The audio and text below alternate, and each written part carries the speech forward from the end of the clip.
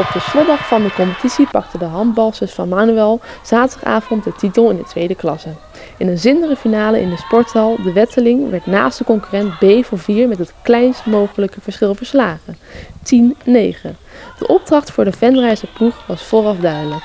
Alleen bij een zege mocht Manuel, dat het punt achter stond op BVO, het kampioenschap bejubelen. Na een kleine 7-5 voorsprong bij rust moesten de aanhangers op de tribune tot en met de laatste seconde bibberen voor een goed resultaat. Met vlieg en kunstwerk werd uiteindelijk de voorsprong over de streep getrokken. De champagne kon ontkurkt worden en de ontlading was groot bij coach Twan Rongen en keepster Jonna Kessels.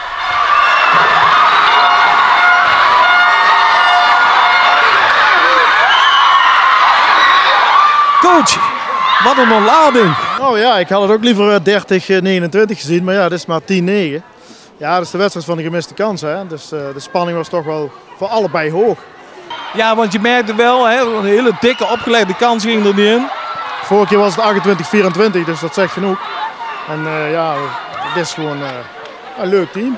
Ze blijven knokken en dat geldt voor de tegenstander ook. Dus ik vind wel dat het verdiend is.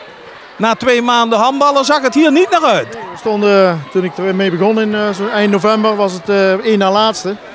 En op een of andere manier begonnen te lopen en geloven in zichzelf vooral. Ze hebben zichzelf een leuk einde bezorgd. Hè? Ja, hoe voelt het kampioenschap? Want daar zag het eigenlijk niet naar uit. Hè? Ik zei het net al. Het was inderdaad, aan het midden van het seizoen stonden we er echt nog niet zo voor. En steeds stapje bij stapje kwamen we meer naar boven. En nu hebben we toch wat moois ervan gemaakt. Je was eerst speelster en toen moest je opeens noodgedwongen gaan keepen. Ja, onze keepster is zwanger geworden, waardoor er toch iemand in de goal moet gaan staan.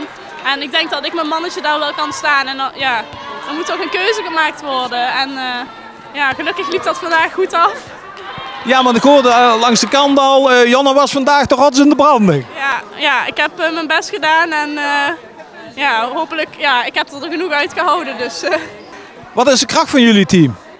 Ik denk gewoon dat we voor elkaar willen vechten. En ook als ik in de goal merk dat het bij de verdediging goed gaat, dan gaat het bij mij ook beter. En dat merken die meiden ook. Dus dan, we willen gewoon voor elkaar werken.